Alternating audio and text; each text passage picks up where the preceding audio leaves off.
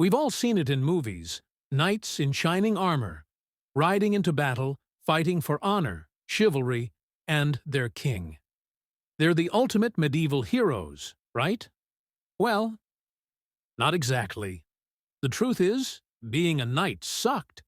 Behind the romanticized legends was a life of brutal training, suffocating armor, horrific battle conditions, and constant danger, not just from enemies but from disease, starvation, and even their own lords. So, if you've ever dreamed of being a knight, get ready for a reality check. Because today, we're breaking down why being a knight was one of the worst jobs in history. Chapter 1. Becoming a knight was pure hell. Knights weren't just born overnight. Becoming one took years of training, sacrifice, and suffering. Starting as young as 7 years old, boys from noble families were sent away from home to serve as pages in a noble household. Sounds fun, right? Wrong. A page was basically a glorified servant. Their daily life consisted of cleaning armor, weapons, and even chamber pots, running errands for knights and noble lords, learning proper manners. Because, apparently, knowing how to hold a fork properly was just as important as swinging a sword training in combat, which often involved getting beaten up by older boys if they messed up. They were whipped or beaten because medieval discipline wasn't exactly gentle. By age 14, a page became a squire, which meant their suffering got even worse. Squires were assigned to a knight, which sounds cool until you realize they were basically a medieval butler, responsible for polishing and carrying their knight's heavy, rust-prone armor, grooming and feeding massive, aggressive war horses, fetching water, sharpening swords, and doing all the dirty work. Training in combat, often using real weapons, meaning injuries were common. By the time a squire turned 21, they could finally become a knight. But instead of a reward, this was when the real suffering began.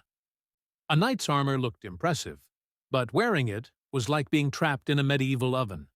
A full suit of armor could weigh 50 to 80 pounds.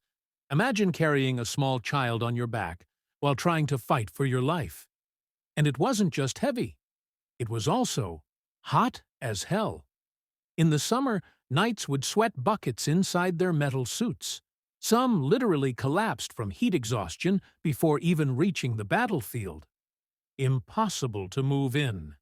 Yes, knights could run and fight in armor, but if they fell, getting back up was a nightmare. If no one helped, they were as good as dead. A death trap in battle. If an enemy knocked a knight over, all they had to do was stab through the visor. And that was the end of them. And let's talk about going to the bathroom. Ever wondered how knights relieved themselves in battle? They didn't. Some had to hold it in for hours, while others just went in their armor. Yeah, so much for dignity. Medieval battles were pure horror. Forget what Hollywood tells you. Medieval battles were not glorious. They were brutal, disgusting, and terrifying. Knights faced some of the worst dangers on the battlefield, including arrows that could pierce armor. Longbowmen could take down a knight before they even reached the fight. Suffocating helmets. Many knights had horrible vision and limited breathing because their helmets trapped heat and air. Some even passed out before fighting began. Crushing injuries. Even if a knight's armor stopped a blade, the force could still shatter their ribs or knock them unconscious. And if a knight lost a battle, things got even worse. If they were lucky, their family paid a ransom. If not, they could be executed or tortured for information. Some were burned alive, hanged, or even forced to fight in gladiator-style games for their captors' entertainment. Sieges were even worse than battles were bad, but sieges were a nightmare.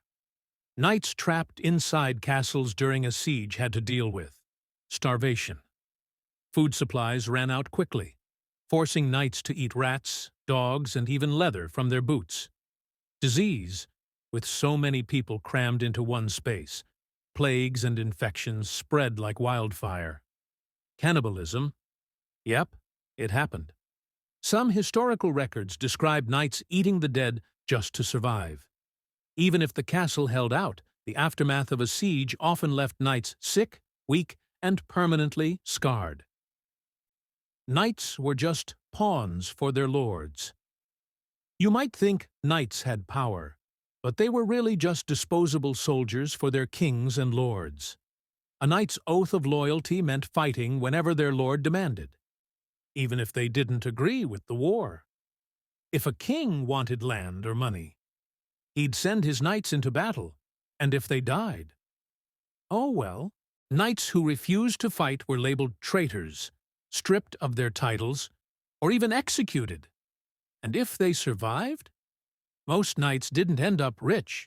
They were often left crippled, landless, and forgotten. So, what happened to knights when they got too old to fight? Most of them had no land of their own, unless they were lucky enough to inherit some, were forced to keep fighting even when they were too injured or weak, ended up poor because they weren't paid well, and war loot wasn't always guaranteed, died in poverty, begging on the streets, or forced into monasteries to live off charity.